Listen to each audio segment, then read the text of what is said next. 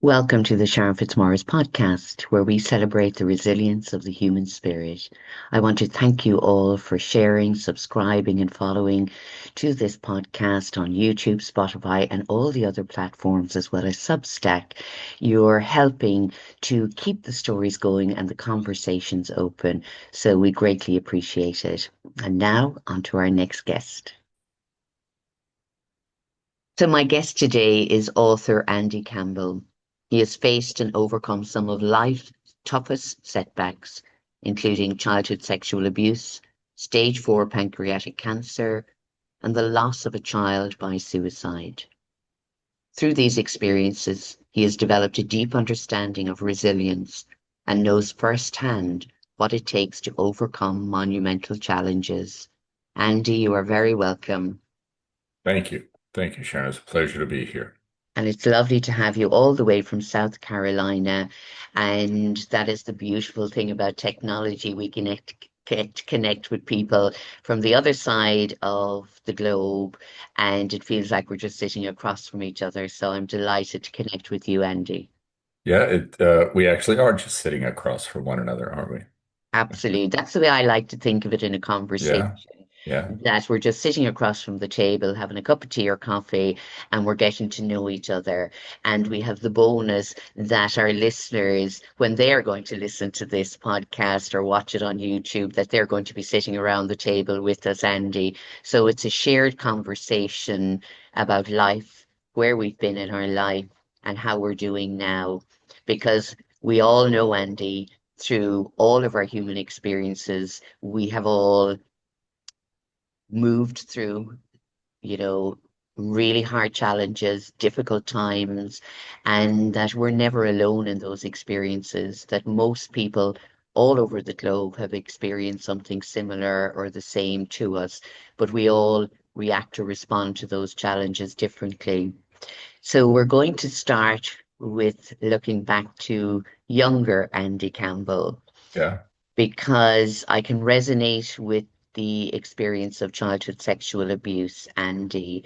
But if you'd like to share with our listeners a little bit about your younger life and growing up for you. Our family was, came from a very poor background. They had been uh, ages ago settlers in and then row crop farmers of what became, South Alabama, the state of Alabama. Um, and my parents, who absolutely did the best that they could do, determined early in life that they were going to get out of that poverty, kind of generational poverty situation. My father went into the military, and as it happened for a uneducated 6'4", 240-pound farmhand, basically, the military determined that he had a propensity for languages, and since they were fighting in Vietnam, he needed to learn Vietnamese. So he didn't know where Vietnam was. He wasn't really aware of that coming from where he came from. There wasn't a lot of news. It was basically get up and work every day. And so he went to Vietnam. And when he came back, my mother and he married, and they both wanted out. They wanted a better life. What that meant was that they both worked all the time. And so my father traveled. I saw him usually on Saturday and part of Sunday for more than a decade, really probably 15 years. My mother worked full time all the time. So I was left alone a lot, right? I had good parents with the best of intentions. These were not abusive people. They cared for me. They loved me. Um, but they were not home a lot. And so that left me on my own. Eventually, or early really in life, I was taken advantage of, sexually abused by multiple people. You really don't have any perspective or understanding of the situation. You don't really know. You're pretty certain it's not the right thing, but you don't really know how to handle that. That leads to a lot of subsequent issues and challenges in life because you haven't really gotten off on the right foot. You haven't come from maybe kind of as a safe way to explore the world, so it changes your worldview. Um, I struggled with self-esteem. Um, I was bullied a lot. In a lot of ways, just because of the situation, I didn't know how to handle situations, and I was very risk averse because to me the world became a very dangerous, dark place. And I think, those things, along with my mother's 11-year battle or struggle against breast cancer. Her mother, three of her sisters, and she all died from breast cancer. My mother died at 53. She was diagnosed at 42. So I grew up with one situation and then basically growing through my mother's passing away from cancer. And, you know, the early years, I would say, in a lot of ways, I didn't know any better. I didn't know that that's not the way life was. It was only later in life I realized that not everyone had had those same experiences, right? I just thought I didn't really have anything to compare it to. Mhm. So, you know, for a long time, Sharon, if someone asked me, to name a happy childhood memory, my mind went blank. I didn't have any. You know, through a lot of therapy and work, I can now think of one or two. Yeah. But yeah, so that was the early life was, as far as I knew, was a good life. I just didn't realize what it had left me with until later in life. Yeah. Thank you, Andy, for sharing that. And as I said, so much of what you're saying I can completely understand and feel that sense of, again, that it was normal. And many abuse survivors will say, well, that's all they knew. They didn't know any different. They may have known somewhere that what was happening to them wasn't right, but it wasn't until later on when you realize that this wasn't happening in other families or to other young children. And it was, I say it's not even the trauma of it, it's how you internalize and how you deal with that going forward in your adolescence and the choices, just as you said, the choices we make, where we kind of find ourselves in different situations and realize that maybe we wouldn't have chosen that path or that person if we had known better and believed in ourselves. But I'm not sure about you, Andy, but there was a part of me that felt like that this was something that was going to happen anyway, that I was going to be hurt by people. And it took me a long time to realize that we deserve more than that. I I don't think I could agree with you more.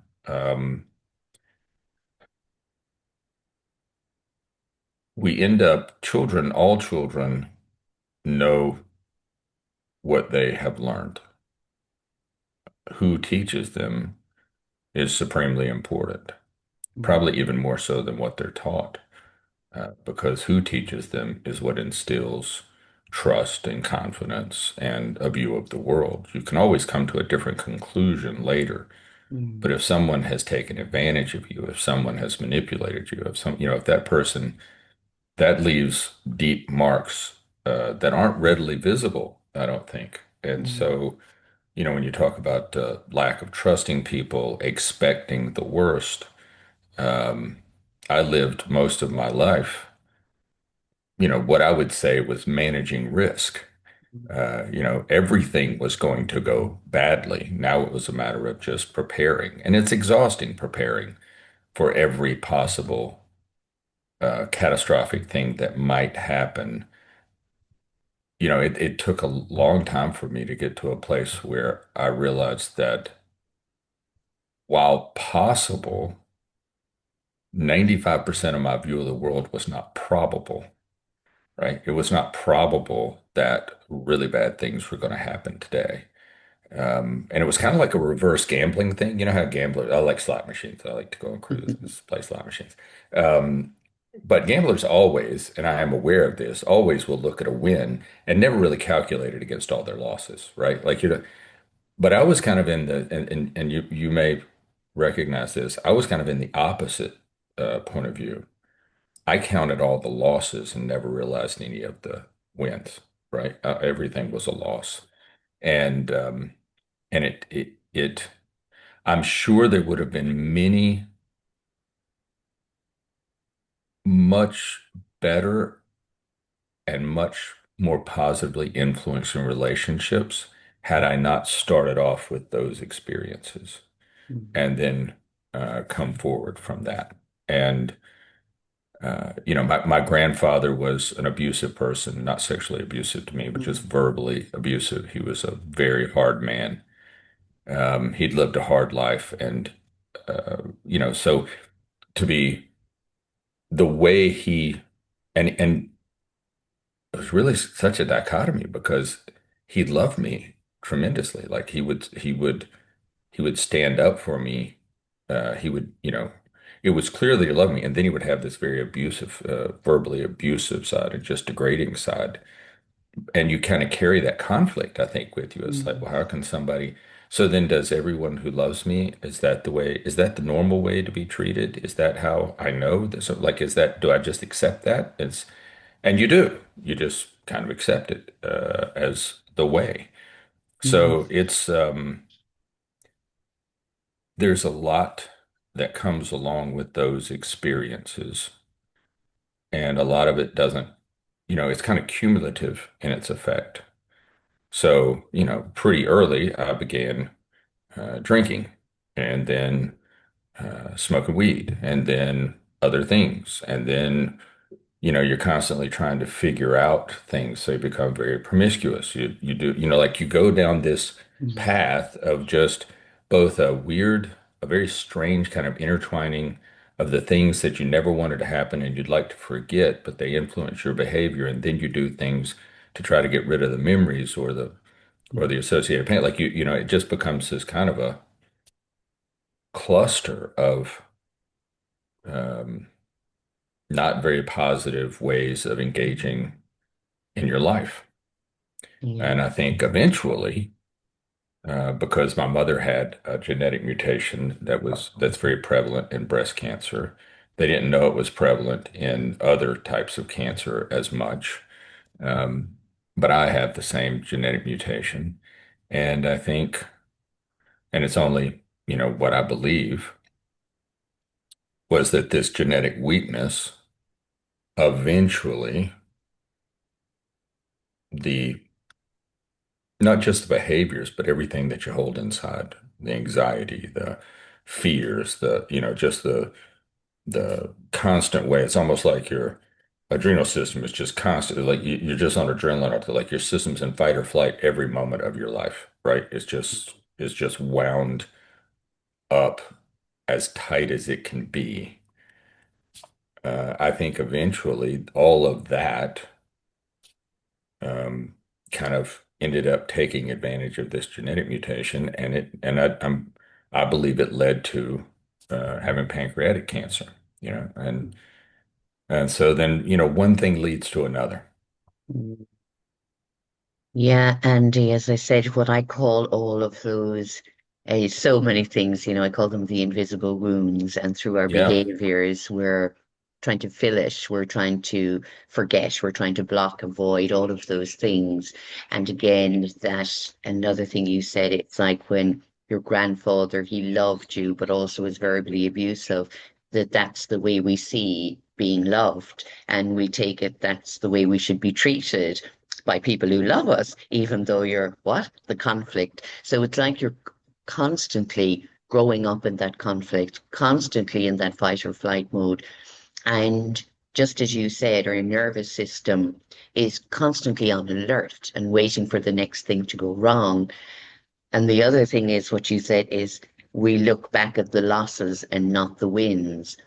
And it's how many times I failed. So what you're doing is constantly reaffirming that you're no good, you're not worthy, you don't deserve anything good in your life. You don't deserve like someone that's really going to love you and treat you nice because we're affirming constantly by looking back at all the things that we've done wrong, how we've self-sabotaged until there is a moment. And I'm not sure if there was a moment with you But the moment for me was when I could no longer pretend any longer, when I could not put on the mask any longer, and my body was starting to fail. I didn't, I wasn't diagnosed with cancer, but my body started breaking Hmm. down. It just couldn't handle this pressure any longer. I was exhausted pretending and I broke apart. And I always say I fell into a million pieces, but I only took back the pieces I wanted this time, not the pieces that were fit in by other people. It's a beautiful way to say it and think of it. Yeah, I think so. The one thing that I was blessed with, and probably the one thing that I got right along the way, was marrying my wife. This year will be 37 years of marriage, and she stuck with me through a lot of things.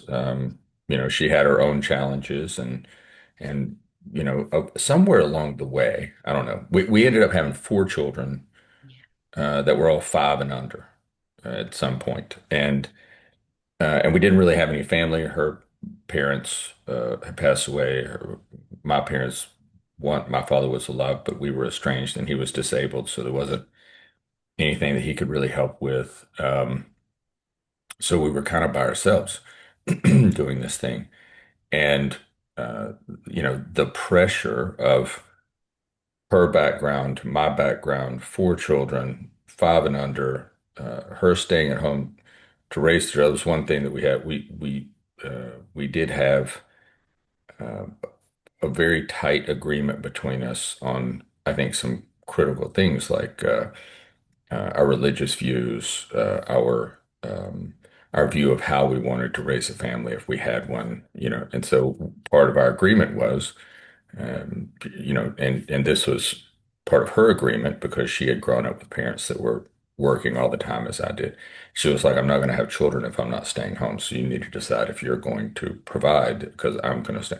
And I was like, well, that's what I want because I was in the same situation and some bad things happened to me. I would like, you can't prevent everything, but I only want to do this. So we were both committed in that way. But when you bring so much from two difficult backgrounds together, uh, invariably pressure uh, will find weaknesses in a person, right? And it will. Um, I used to use a saying a lot that was like, it's where metal meets fire. When the metal goes into the fire and it gets hammered, you will find the weak spots. And life can be like that. And so I had started, she was like, you have to go we have to go to marriage counseling.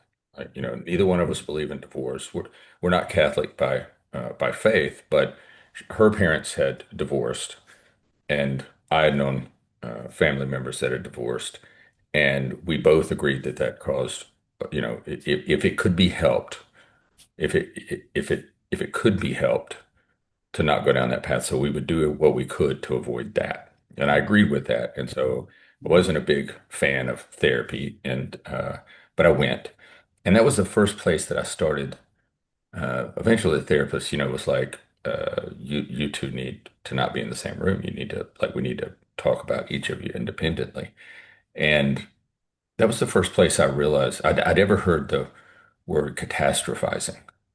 I didn't know what that, I was like, I certainly don't think everything's a catastrophe. And so she listed off all the things that I thought. It's just like, well, okay, maybe I think some things are catastrophic.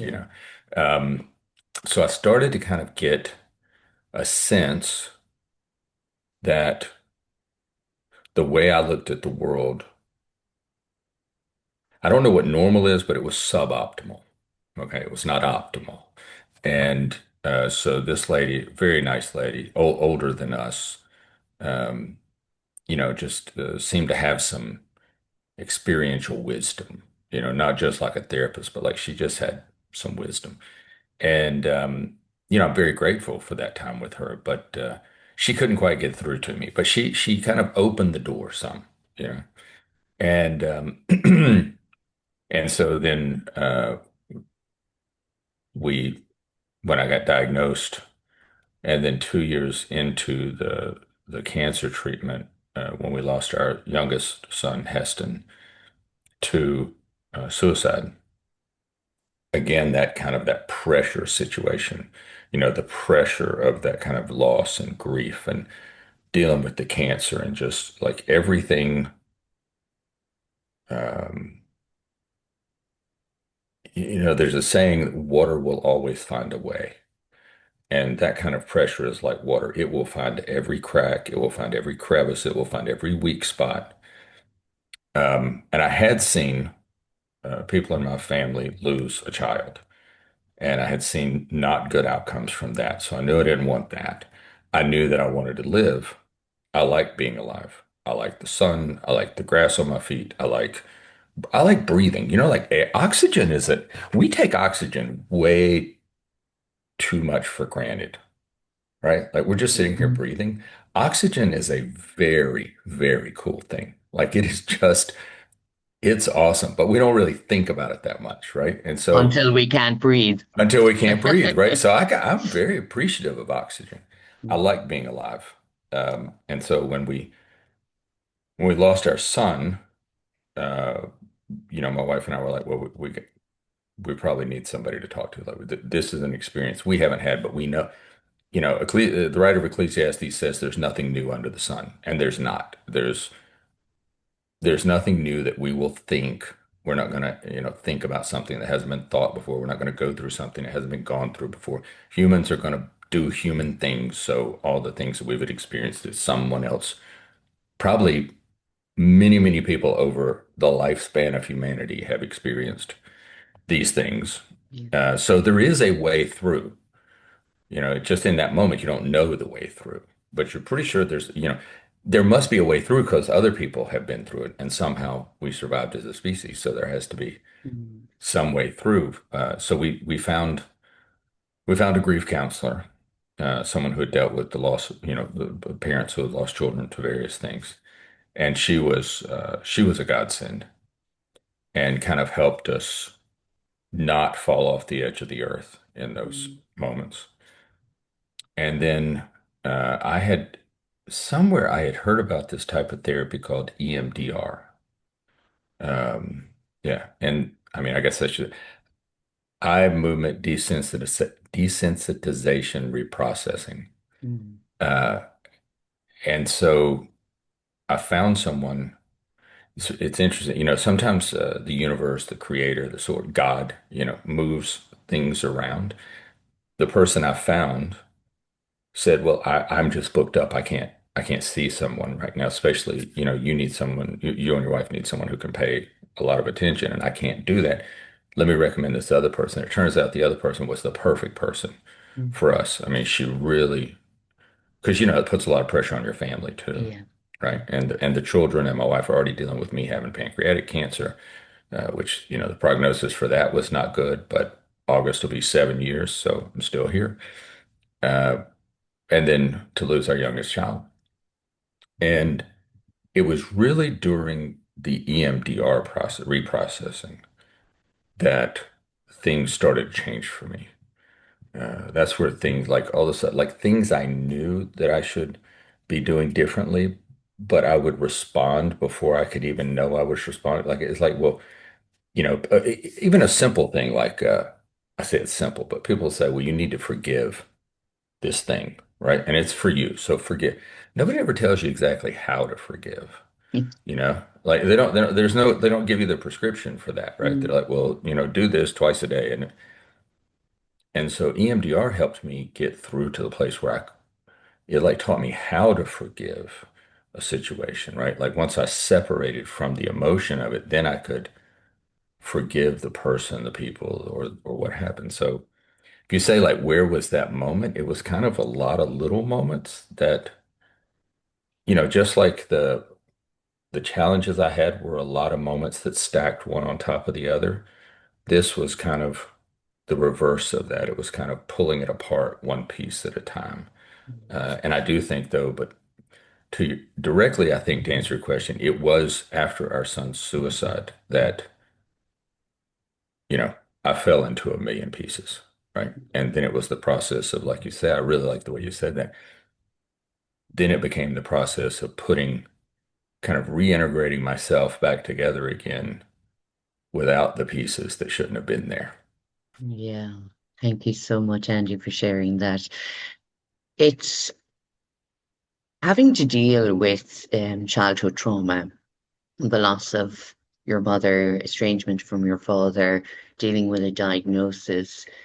That in itself would be enough for any human being to have to deal with in life. Because even though we may feel like we have no control, we can do something for ourselves to help ourselves. But when it came to your son, Heston, and as a parent, I'm a parent as well, and we always want to be there to support them and guide them.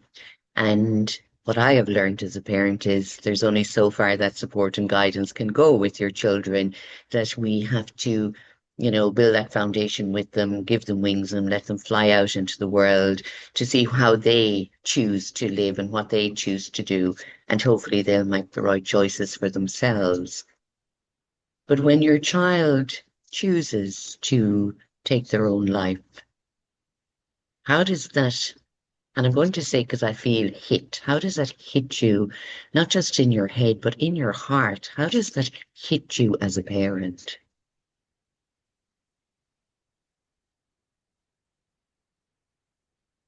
I have learned to say that I have learned to never say any longer things cannot be worse, things cannot get worse, because they can. So I won't say that losing a child, or as generally, or more specifically, to that child deciding on their own to terminate their life is the worst thing, but it's close. Yeah. Whatever is worse than that, I never want to experience. Um, I think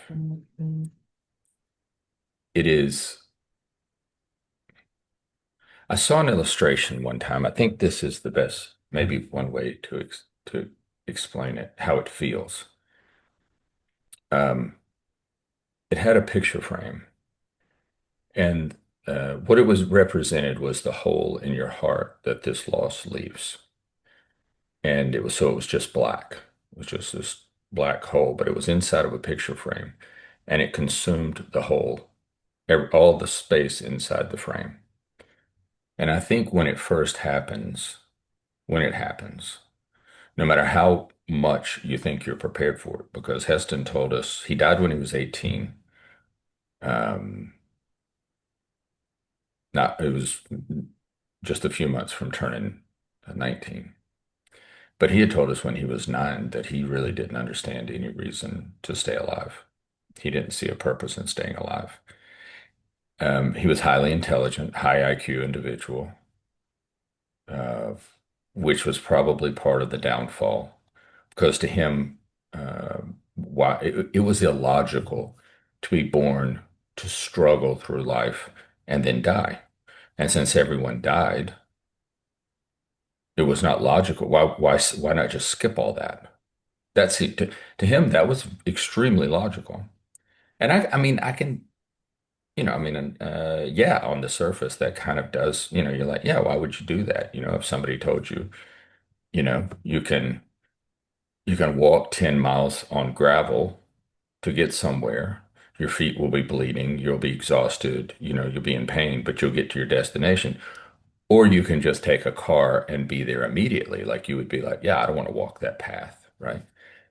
I think it's flawed logic on an Mhm. innumerable number of variables and levels, but you know, to him it made sense, and so we had known that this was a possibility, and for him it was a probability for a number of years. For 9 years, we had worked through that, but he chose each day to stay until he got to a point that day where he chose not to. I think in the moment that that happens, you cannot be prepared. There is no way to prepare you for that. Like you think you're kind of preparing yourself on and off. We'd had situations, earlier where he never attempted before that, um, but there were situations that you would prepare yourself. You thought you were preparing yourself for the worst. It turns out there's no preparation. And so I think when it first happened, I think everything just went like it was, like this hole in your heart.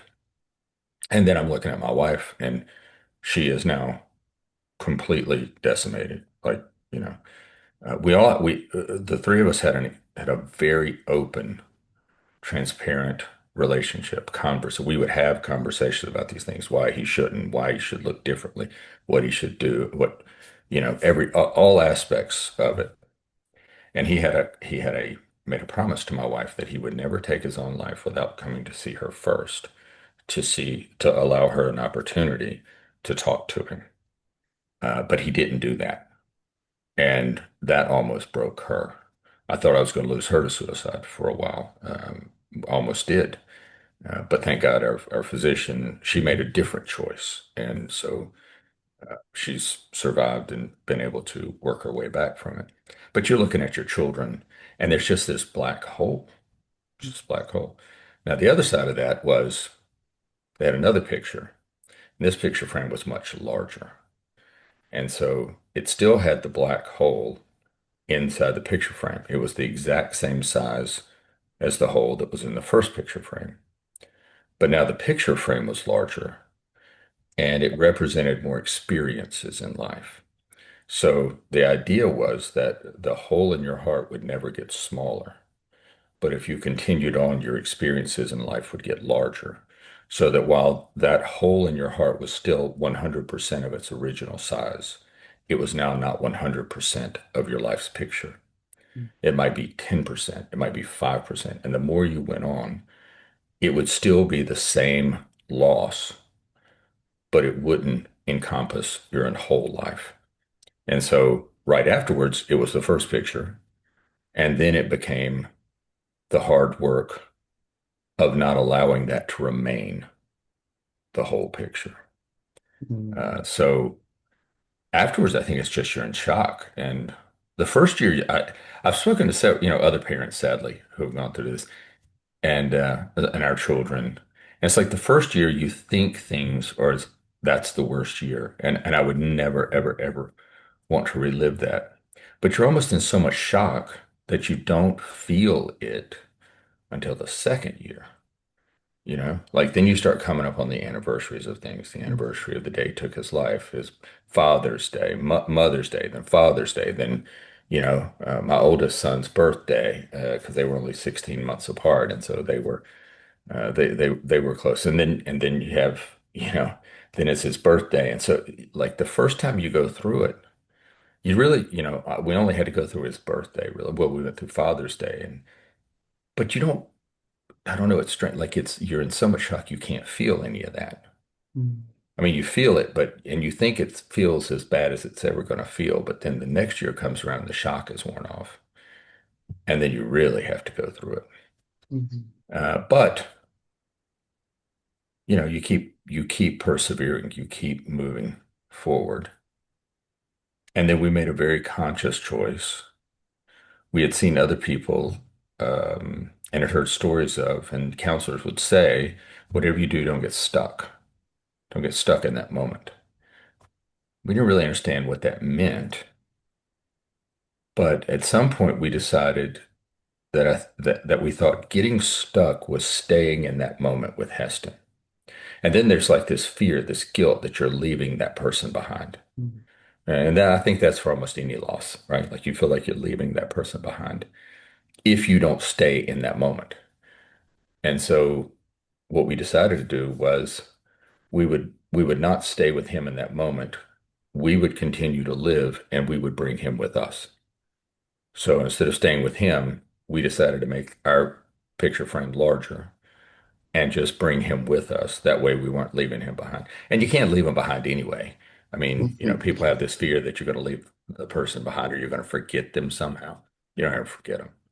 It doesn't happen. I still remember my grandparents. I still remember my parents. You don't forget. There may be moments in time where you're not consciously thinking about them, but you never forget. No.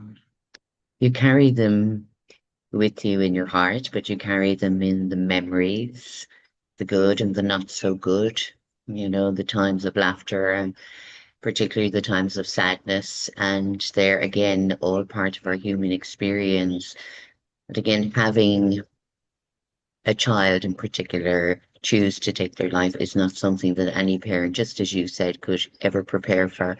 But I don't think any parent could ever prepare for the loss of their child, whether it's through No. normal diseases or unwellnesses or accidents or whatever it is, because there is that, I suppose, expectation that we will our children will outlive us and that they'll have a great life. As you were Well, and speaking, I'm sorry, look, yeah, just to sorry. interrupt, but on that topic or on that point, um, I feel like this is a very difficult thing to know that your child made this decision. But in certain ways, I know who to blame for that decision, right? Like there's someone I can hold responsible for that decision. If I were to lose my child to cancer, to an accident, to someone else's violence, if that I have no idea how I would deal with that, right? Because and I found Heston, and that took a little reprocessing. Um, but I guess I look at it and I think things could always be worse. Whatever you're going through, just be thankful it's not worse than that. But I don't think a parent can ever prepare for the loss of a child in any ever how that child's life is lost. Um, but at least I've had the opportunity in the middle of the forest to have some very direct conversations with Heston about what I thought about his decision, right? I mean, you can't do that if your child passes away from a disease or something. It's not their fault. They had nothing to do with it. So, but at least I've been able to share with him my thoughts on his actions. And at least I know who to say, and who to lay this decision at whose feet to lay the decision. I'll say it that way. Yeah. It's a beautiful and brave thing that you expressed, Andy, because I know through my own lived experiences, many people that have lost, loved ones, some children through suicide. And there's that guilt, just as you spoke about, that they should never speak ill of them, that it was their fault somehow that they weren't prepared or they didn't see the signs, or that, I just see this continuous going around and round in circles. But just what you have said there, I think is one of the healthiest things to say. And I know that sounds ridiculous in when we're speaking about the loss of a child through suicide, but the healthiest thing to say is I know who to turn to have that conversation with, to say I'm angry, sad, mad, whatever it is, I'm bitter, I'm hurt, I'm in pain. Because again, when they choose that, for whatever reason they choose it, it is the ones that are left behind that carry that huge hole and that don't believe that there's going to be any room outside of that hole for life to continue. And how I share this experience with the joys or the moments of laughter without feeling guilty, that it's something that in particular parents carry with them, because when we bring that beautiful child into the world, we have those dreams and expectations of their future and what our future will be like with them in it as they grow older. And it's like all of their future has been stolen, and your future with them has been stolen by their choice. So thank you for expressing that truth, which I think is really, really important. Well, I appreciate that. I would say to any any parent, I guess I'd like to say, follow on with two comments. One to the parents that have lost a child to suicide. They're actually, I realized afterwards that I thought I and my wife had been keeping him from killing himself for 9 years. I realized afterwards that that was really kind of a facade that I had kind of mentally given myself that I had some level of control. The day he died, my wife said he has to stand on his own 2 feet today. She was very, very close to him, almost like, like they could almost read each other's minds. And she said, something bad's going to happen today. And I was like, no, nothing bad's going to happen today. Like, this is just, and because he'd been doing so well. And then he'd had, a down bit, um, but for like a couple days. And I was like, no, it's, like he's been doing so well. Like he's been doing so. And she's like, no, today is the day where something bad happens. And we were going to run some errands, and she insisted that we leave and that we had to give him the space to stand on his own. She said, we have been there as a a reminder to him uh, to not do certain things. And now he is at a place where he must decide to stay. He has to decide on his own. And he chose not to, which is very disappointing. But um, we had done everything, and because he was open with us and told us early on in life, we focused a tremendous amount of effort on that, even to the extent that we probably over focused on Heston. And under focused on our other three children. Because it's kind of like the lost sheep. You're trying to save the one. The 99 will be okay. You're trying to save the one. But I think what that taught me was that it was actually never us keeping Heston from killing himself. We were giving him reasons for him to make a decision each day to not kill himself. But we weren't with him each day, all day, every day. So it wasn't like we had him tied down. He wasn't in a straitjacket. He wasn't in an institution that, like it wasn't. And so part of the journey was realizing that I never had control over that situation. He had control over that. Was he mentally stable? Well, he killed himself. So I would say no. Did he struggle with depression? Yes, he did. Did we seek to get him help? Yes, we did. So even if a parent thinks, well, I didn't do all those things, I can tell you, I'm not certain it matters. Because ultimately, the person has to decide that they want to stay, right? And that doesn't matter whether they're a child or whether they're 30 or 40 years old. They have to decide they want to stay. And what are you going to do? Are you going to lock them in the room forever? Are you going to take away every sharp object? Or, I mean, where there's a will, there is a way.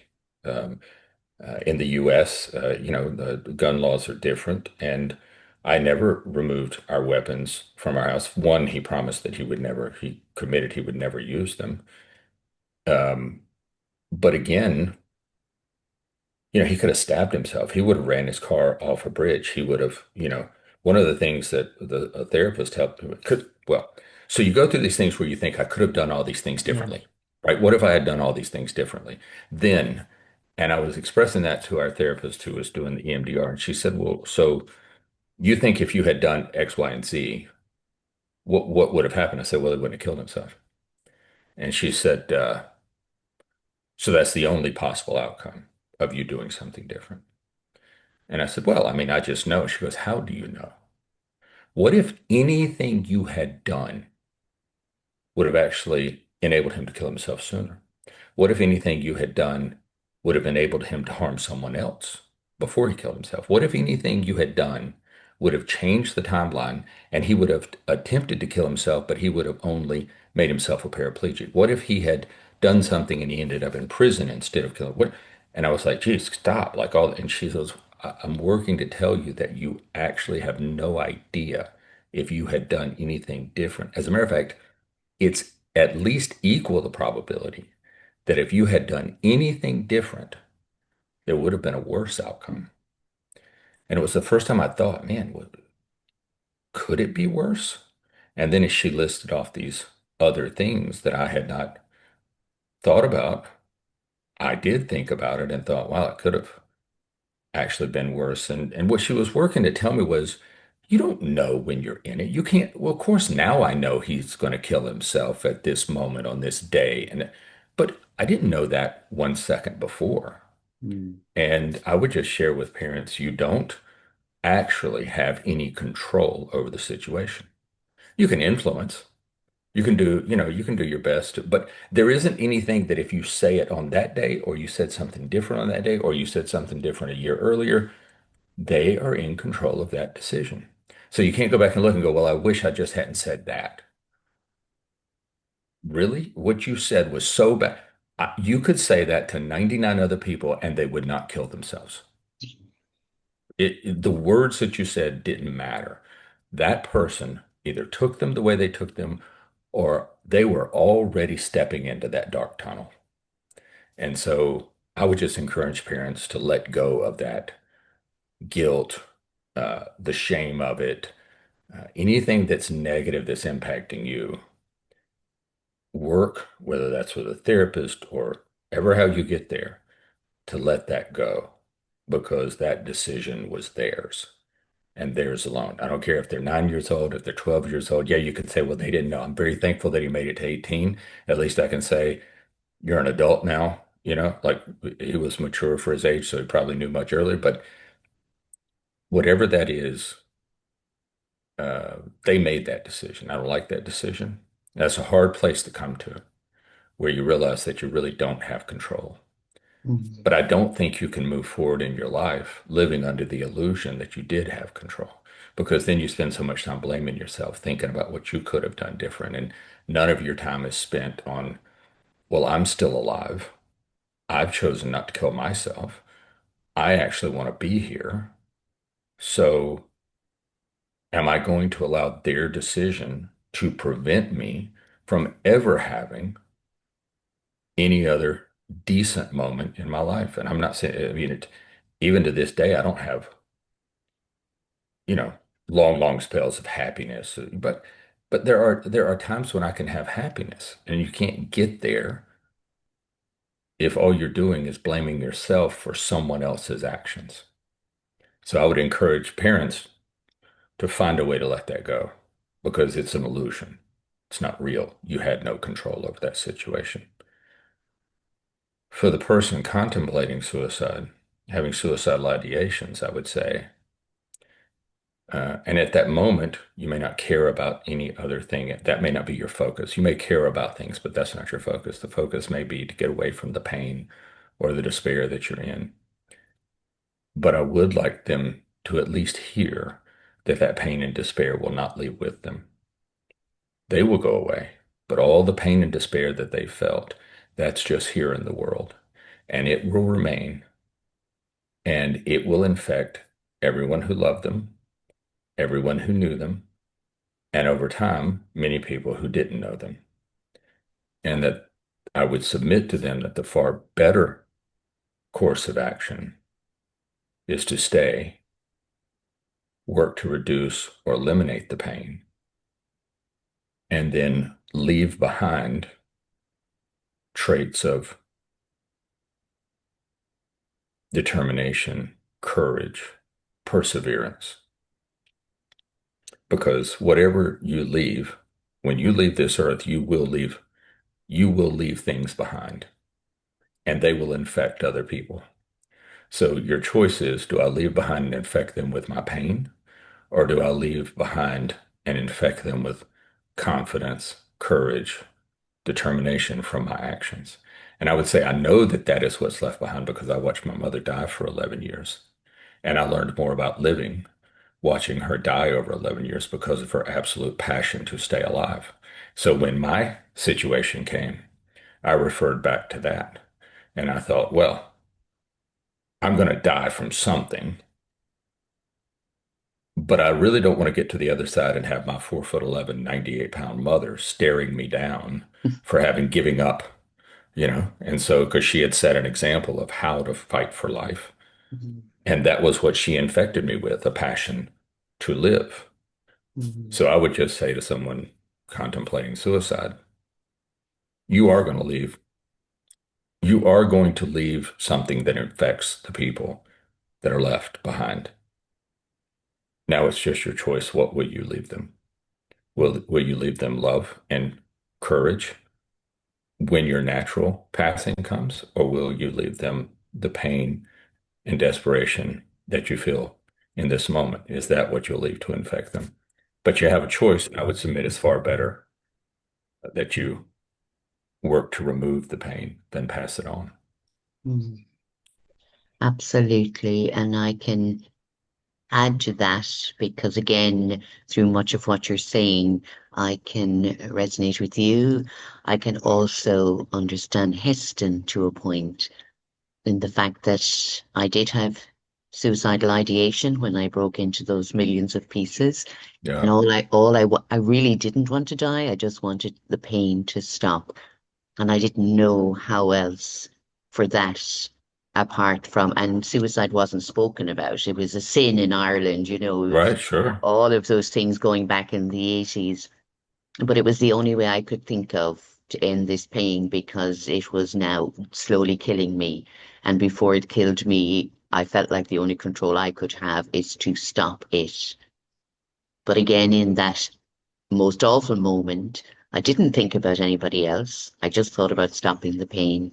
Yeah, And even though I loved my mother and my siblings and I had friends, they didn't even come into my mind. right. It was all about the pain. But I chose that night, and I call it the darkest night of my soul, but I chose that night that maybe I could start living the life the way I was going to choose to live it every day. That was the most frightening thing I chose because every day was extremely hard trying to break down those barriers in my mind, but I did it day by day. It was extremely hard. And I can say now, because I'm sitting here with you, Andy, talking to you about this amazingly open conversation, I am so grateful I made that choice back then when I was 24 years of age. But a day before that choice, I was not wanting to be in this world. I did not want any more pain. So I can understand everything you're saying, and I can also understand Heston's choice, even though it's an awful choice to make with people left behind. But again, I wonder in life, and I wonder, as you said about that path, walking barefoot on that gravel, letting your feet bleed, or getting in the car and just taking to your destination quicker, that maybe this world is sometimes too hard for some souls. Oh, so you're I can't tell you how many times my wife and I've said this.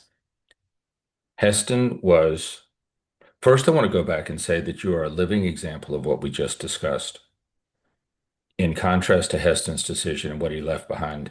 And that's what I would hope would encourage someone in that darkest night of the soul. I would hope that it would encourage them to say, wait a second, you mean if I don't take this action, and it might be 20 years, it might be 30 years, but you mean like she's had this impact you've left behind. One day when you pass away, you will have left behind all of this not taking that path. You will have left behind all that it took to choose the harder, better Mm, path.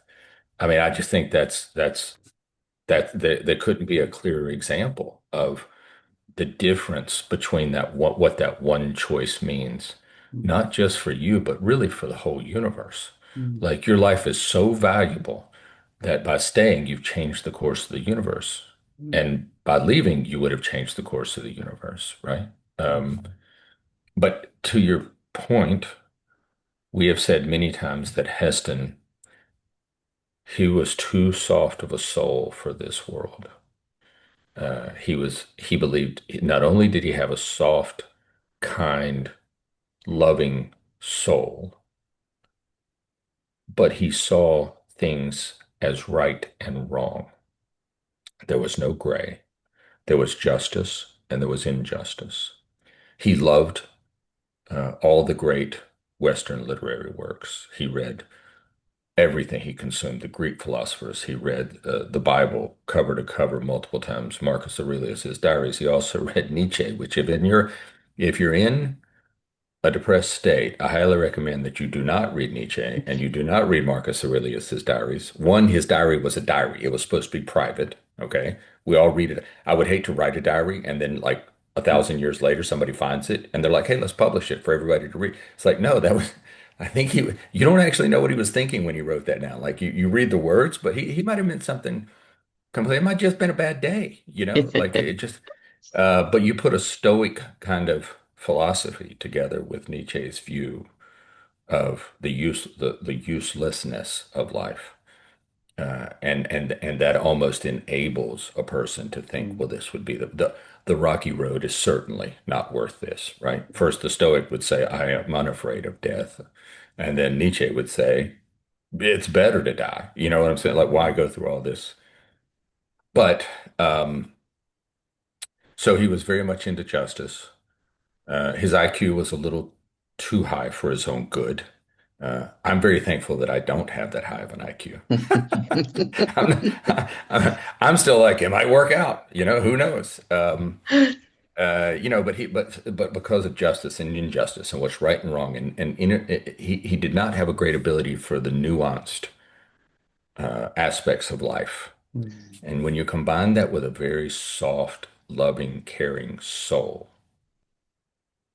this is an unforgiving existence, mm, right? Living in these dimensions is hard. And if you come into it with a soft spirit and you come into it thinking justice is, injustice is completely wrong, and it just, I do look at him and say,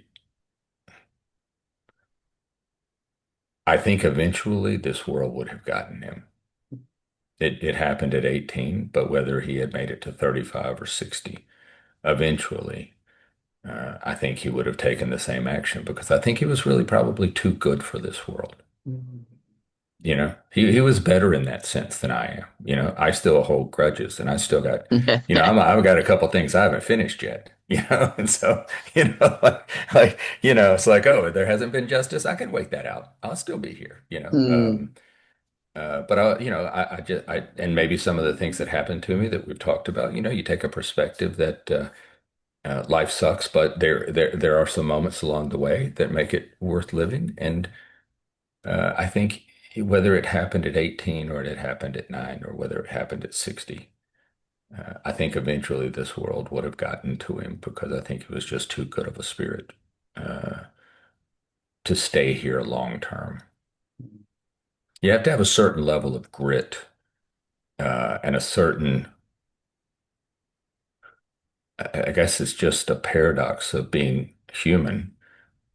You almost have to have a certain hardness to you to withstand the tragedies of life, even the day-to-day difficulty, a certain determination to, I know eventually it's going to beat me, but I'm going to take every pound of flesh from death that I can before I get there, right? Like there's just a certain, he didn't have that.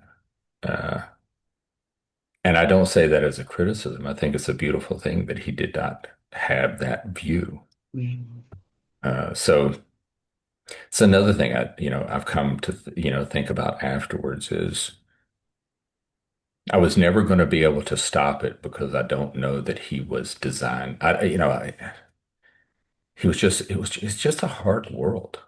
Yeah, it definitely is, and especially the way there's so much turbulence in the world right now, and even with that hardness or resilience or determination, it's sometimes hard to get up in the morning and face what we're facing every day outside of our control, as always.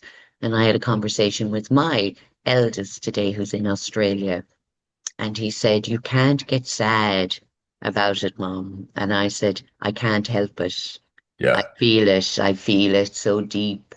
I know I can't change what's happening, but I can still create awareness around it. I can still feel that pain, but I have to really work hard at Yeah. finding the balance to that sadness in my daily life. And that's where I know that even if I go back to my 24-year-old self, like Heston going back to his 9-year-old self, can feel the injustices in the world Oh, and yeah. not understand how human beings could do that to each other and to our planet. I absolutely can understand where he was coming from. Have you made peace with him or his passing? I want to put them separately. Yeah, I think so. When I say this, I say it in the context of I still struggle with it every day. Mhm. Every minute of every day, I still struggle. Like if I think about it, there's still, it's only been 4 years, but you would think in 4 years some things would change. It really hasn't. Some things haven't changed, which has been, you still go back to like, is this real? Is this real? Like, maybe I'm just asleep right now, you know? But have I made peace with it? Uh, my wife and I have taken different approaches. She's still very angry at him. She loves him deeply. But she still has a lot of anger for one not coming to her and just, and for her, it's a violation of trust. It violated their relationship, obviously. But no, I have come to a place to forgive him for it and to most minutes accept that what has happened has happened. I don't agree with it. I wish it had never happened. I wish the circumstances didn't exist where it would have even been a possibility. Um, but I've had my conversations with Heston. We had, we had a situation where we had gotten this dog. It's a half brother of the dog that we already have. And it was going to be like her healing dog. And we moved into a new home we had a fenced in, we had the yard fenced in for the dogs. And I, in one moment, forgot to close the gate. I'd been doing yard work and I came back through and I forgot to close it, and off he went. He was maybe 6 months old. And we were about to leave we had just started to say we have to go do something to create some new experiences, as painful as it is, and it won't be a happy time, but we have to go do it in spite of it being an unhappy, experience. Um, so now the dog's gone. It was my wife's kind of healing dog after Heston, companion. And now we're probably not going to go on this trip. We're not going to, it just dredges up all this stuff. First we lost Heston, now especially for her, and I'm watching it happen. She's lost Heston, now she's lost the dog that was supposed to kind of fill in some of the void. So we live near a forest, and the dog had probably gotten into the forest, and he's 6 months old, so he probably won't survive the forest. He thinks a snake is a friend, and there's all Mhm. kind of thing. Um, but people in the area, and I guess using Facebook, people are like, "No, I've seen the dog."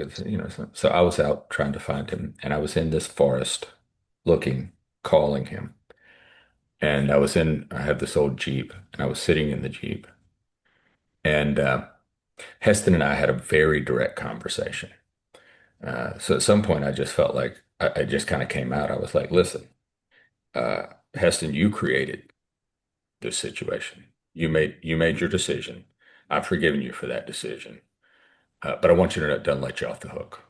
Okay? You still have to hang out and solve everything that comes about from your decision.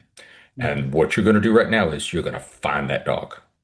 That's your obligation. I don't want to hear anything about how you're not here, you're busy. I don't want to hear any excuses. I'm just sitting in the Jeep talking to myself, just out loud. And I'm having this conversation. I said, you've almost destroyed your mother.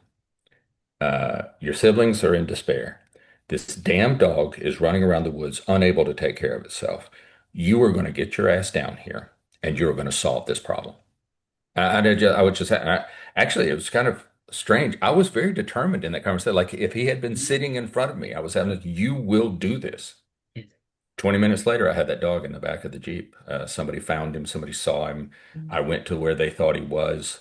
There was a major road nearby. He didn't get killed on the major road. He went across the road and then he became too scared to come back. And, 20, 30 minutes later, I had the dog back again. So once I had him, I did say, Heston, I appreciate that. Thank you. You stepped up, but I want to remind you, you're not finished. Okay. There will be some other things for which you need to come back. I don't know what they are yet, but you're going to have to show back up again. So people say, well, Andy, that's crazy. That's not, uh, but I think each of us deal with these things the way we deal with them. Mm. And I choose personally to think that he would not make that decision if he had it to do again. And while I don't want anyone who passes over to the other side to have regret, um, I do personally think that, you know, he still owes us on that debt. And so, like I intend to collect from time to time. That's an IOU, kind of like the mafia, like, well, you never really get out from under it, kind of like, well, Heston, you're never really going to get out from under this. Okay. Like, you created the situation. So from time to time, I will need your services and you will show up. Um, yeah. So it's just kind of, to me, it's kind of a funny, I think uh, it is, and I think it's lovely that you're having those conversations with him because I truly believe, when our energy leaves this physical body, that it exists beyond our comprehension, but that we can have that connection. And even if it is, as we call it, a tragic passing, that the remnants of that energetic grief and sadness and pain lives between us, as does the love and joy and connection from when we held them in our arms, that it is still very much as strong as it was the first day that they came into this world. And I think continue your conversations with Heston. And I know that he'll find a way to be able to converse back in his way by maybe, find like that, finding the dog or helping you, and it could be little subtle things in your day or in your wife or your other children's lives that they will notice him and they may brush it off and go, that's just my imagination, or I just needed that to happen. But I say, why not?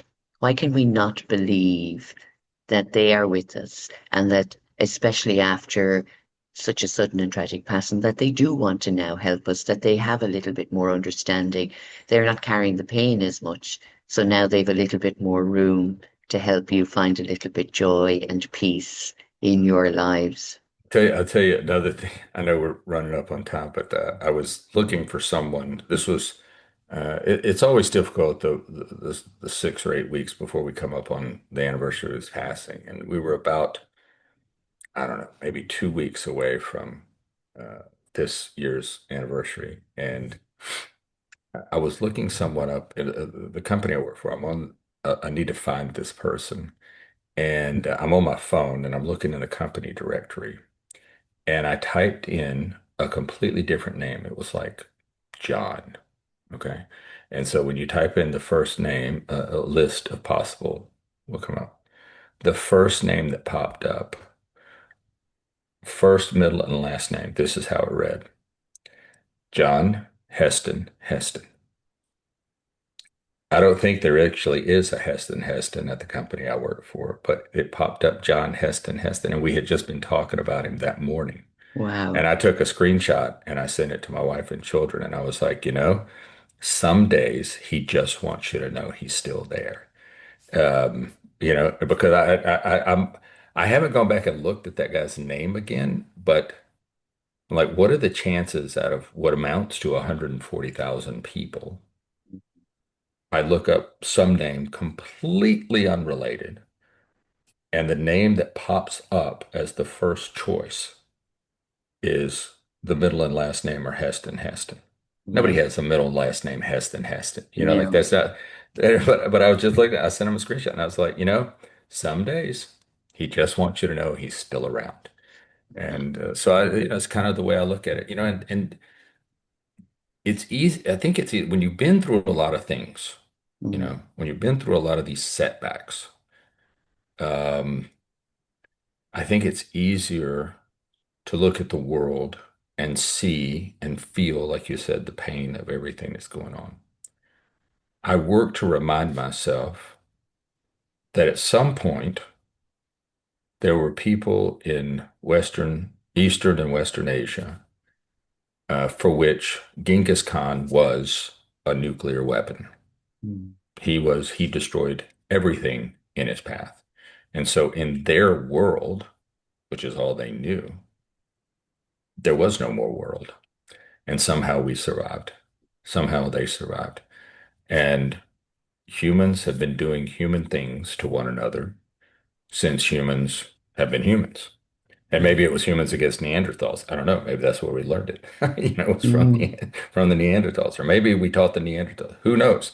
But the point is, um, I think we have to guard against, especially those of us who are very empathetic souls. If you're an empath, it is almost impossible. My wife is much more of an empath than I am, and she has to be very guarded about what she kind of exposes herself to because she will internalize that. mm, And if you're already struggling or you're dealing with, whatever your setback is, um, the last thing you need is the weight of the entire world on mm, top of you. You already got the weight of your world on top of you. mm, And I would just encourage people we have to be disciplined. Sometimes you just need to turn the TV off. You need to put the phone down. I'm not good at either one of those, but you do. yeah. And not look at the news, not look at what are you really going to do? You can talk to people, you can try to make some people, but outside of that, what you can do is manage your day. I heard a saying, I want to leave with this. Mm, Are you having a bad day, or is the day having a bad you? mm, And I thought, most of my bad days are actually the day having a bad me. yeah. So what I can control is whether I am contributing to a bad day. Yeah. So that's has become my new kind of mantra to myself. Are Mm, you really having a bad day? Have you been worried about so many other things that you've allowed you to become the day's bad Andy? yeah. Yeah. So, Because in those moments, there's so many good things, there's so many blessings, there's so much love. And as I said, it's living alongside or walking along the path with those things that are heavy and somehow trying to lighten the load for yourself that you don't have to carry it all. And sometimes, as you said, that's just going out to the forest, speaking to Heston. For me, sometimes it's sitting in the garden, listening to the birds, putting my feet on the ground, and coming back to the simplicity of right now in this moment. This is where you are. This is where you are right now. Just be here.